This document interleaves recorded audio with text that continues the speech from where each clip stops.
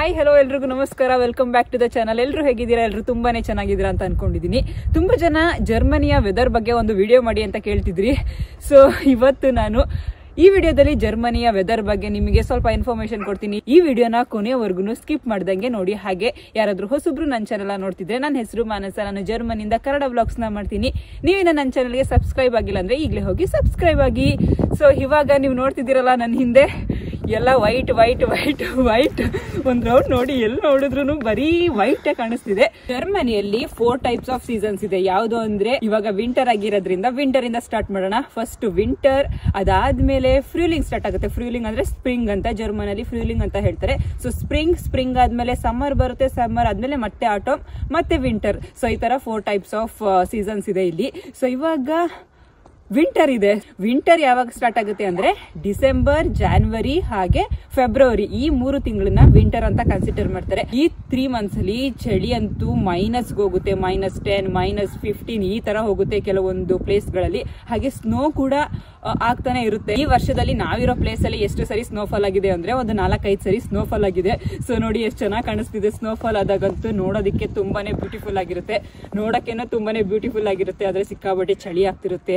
ಹಾಗೆ ರೋಡ್ ಕೂಡ ಚಳಿಯಿಂದ ಐಸ್ ಆಗ್ಬಿಟ್ಟಿರುತ್ತೆ, ಓಡಾಡೋದು ಕೂಡ ಕಷ್ಟ ಆಗುತ್ತೆ. ಕೆಲವೊಂದ್ಸರಿ ಜಾರಿ ಬಿದ್ದಿರೋದು ಉಂಟು ಜನರು. ಹಾಗೆ ವೆಹಿಕಲ್ಸ್ ಗಳೇನಿದೆ ಅದು ಕೂಡ ಜಾರಿ ಆಕ್ಸಿಡೆಂಟ್ ಕೂಡ ಆಗಿರೋದಿದೆ. ಸೊ ಹಂಗಾಗಿ ವಿಂಟರ್ ಅಲ್ಲಿ ಓಡಾಡ್ಬೇಕಾದ್ರೆ ತುಂಬಾನೇ ಕೇರ್ಫುಲ್ ಆಗಿ ಓಡಾಡ್ಬೇಕು. ಸೊ ನೋಡಿ ಎಷ್ಟು ಚೆನ್ನಾಗಿ ಕಾಣಿಸ್ತಿದೆಯಲ್ಲ. ಬಟ್ ಮರಗಳಲ್ಲಿ ನೋಡ್ತಿರ್ಬೋದು ನೀವಿಲ್ಲಿ ಯಾವುದೇ ಎಲೆಗಳಿರಲ್ಲ. ವಿಂಟರ್ ಅಲ್ಲಿ ಮರ ಎಲ್ಲ ಇದೇ ರೀತಿ ಬೊಳ ಬೊಳ ಕಾಣ್ತಿರುತ್ತೆ, ಒಂದು ಎಲೆ ಇರಲ್ಲ. ಸ್ನೋಫಾಲ್ ಆದಾಗ ಮಾತ್ರ ಮರ ಫುಲ್ ವೈಟ್ ಆಗಿ ಕಾಣಿಸ್ತಿರುತ್ತೆ, ನೋಡಕ್ ಚೆನ್ನಾಗಿರುತ್ತೆ. ಬೇಕಿದ್ರೆ ಇಲ್ಲಿ ನೋಡಿ ಎಷ್ಟು ಮರಗಳಿದೆ, ಯಾವ ಮರದಲ್ಲಿ ಕೂಡ ಎಲೆಗಳಿಲ್ಲ. ಹಿಂಗೇನೆ ವಿಂಟರ್ ಸೀಸನ್ ಅಲ್ಲಿ. ಸೊ ವಿಂಟರ್ ಸೀಸನ್ ನ ಡಿಪ್ರೆಷನ್ ಸೀಸನ್ ಅಂತ ಕೂಡ ಕರೀತಾರೆ.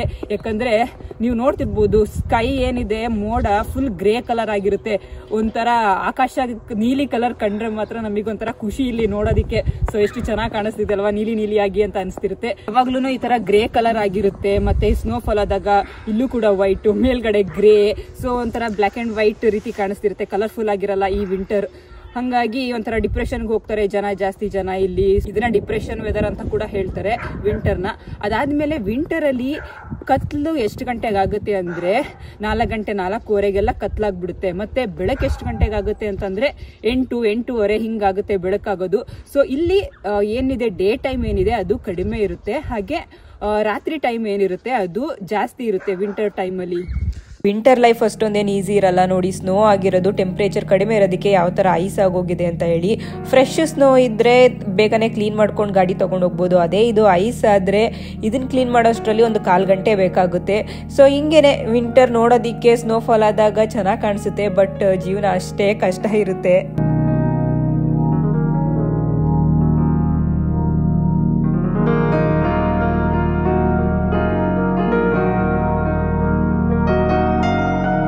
Welcome to spring. ನೋಡಿ ಹೆಂಗಿದೆ ಟ್ರಾನ್ಸಿಷನ್ ಅಂತ. ವಿಂಟರಿಂದ ಡೈರೆಕ್ಟ್ ಸ್ಪ್ರಿಂಗಿಗೆ ಬಂದಿದ್ದೀವಿ. ಆ್ಯಕ್ಚುಲಿ ಏನಂತಂದರೆ ಅವತ್ತು ಗ್ಲೌಸ್ ಎಲ್ಲ ತೊಗೊಬಂದಿರಲಿಲ್ಲ, ಮತ್ತು ಟೆಂಪ್ರೇಚರ್ -7, -8 ಇತ್ತು. ಸೊ ಇಬ್ರಿಗೂ ಜಾಸ್ತಿ ಟೈಮ್ ಇರೋಕ್ಕಾಗಲಿಲ್ಲ, ಹೋಗ್ಬಿಟ್ವಿ. ಹಂಗಾಗಿ ಇವಾಗ ಸ್ಪ್ರಿಂಗಿಗೆ ಬಂದಿದ್ದೀವಿ. ಹೇಗೂ ಸ್ಪ್ರಿಂಗ್ ಸೀಸನ್ ಸ್ಟಾರ್ಟ್ ಆಗಿದೆ, ಇವಾಗ ಸ್ಪ್ರಿಂಗ್ ಬಗ್ಗೆ ಹೇಳೋಣ ಅಂತ ಅಂದ್ಕೊಂಡೆ.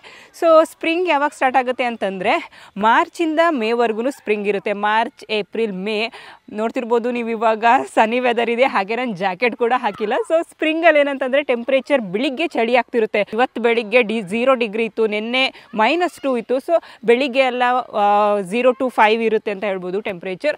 ಅದಾದಮೇಲೆ 11 ಗಂಟೆ 12 ಗಂಟೆ ಆಗ್ತಿದ್ದಂಗೆ 10 ಡಿಗ್ರಿ 11, 12 ಈ ಥರ ಸ್ಟಾರ್ಟ್ ಆಗುತ್ತೆ ಮಾರ್ಚಲ್ಲಿ. ಹಾಗೆ ಏಪ್ರಿಲ್, ಮೇ ಅಲ್ಲೆಲ್ಲ ಇನ್ನೂ ಟೆಂಪ್ರೇಚರ್ ಜಾಸ್ತಿ ಆಗುತ್ತೆ. ಸ್ಪ್ರಿಂಗಲ್ಲಿ ತುಂಬ ಚಳಿ ಕೂಡ ಇರಲ್ಲ, ಹಾಗೆ ತುಂಬ ಬಿಸಿಲು ಕೂಡ ಇರಲ್ಲ, ವಾರ್ಮ್ ಇರುತ್ತೆ ಟೆಂಪ್ರೇಚರ್.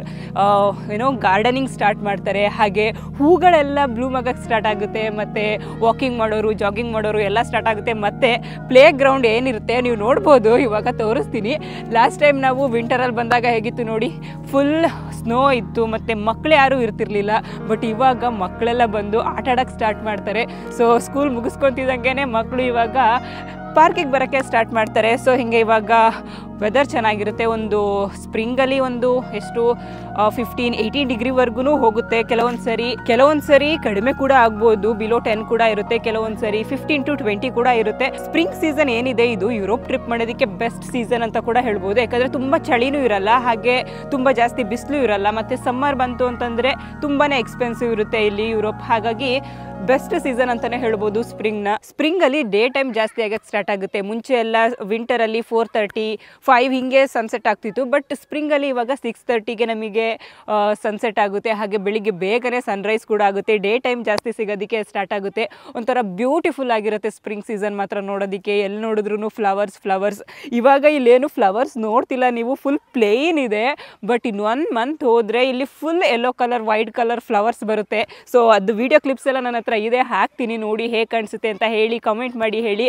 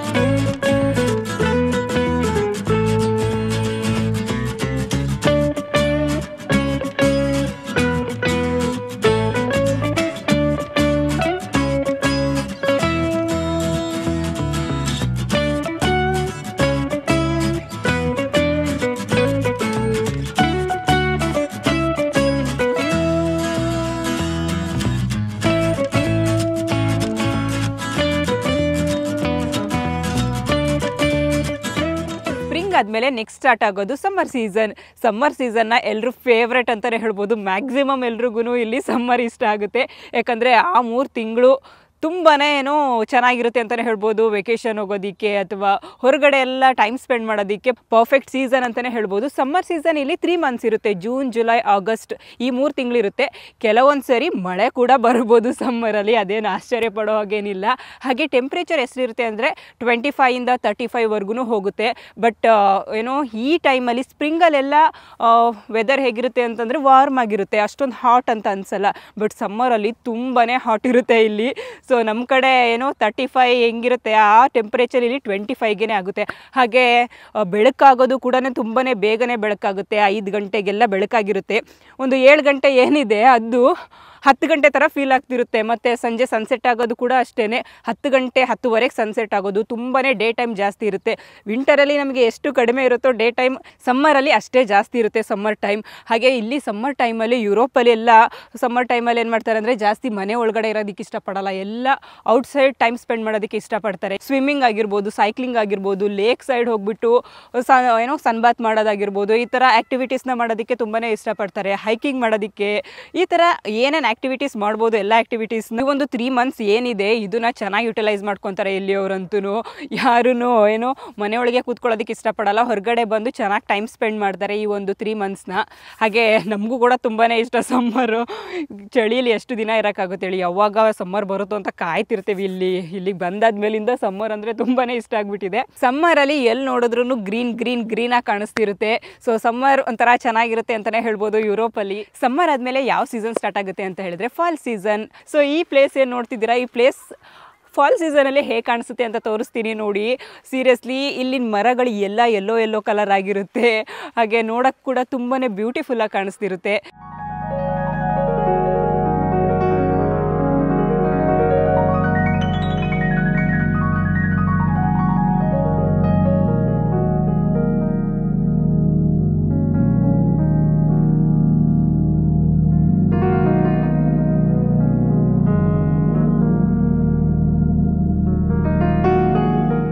ಸೆಪ್ಟೆಂಬರ್, ಅಕ್ಟೋಬರ್, ನವೆಂಬರ್ ಈ 3 ಮಂತ್ಸ್ನ ಫಾಲ್ ಸೀಸನ್ ಅಂತ ಹೇಳ್ತಾರೆ.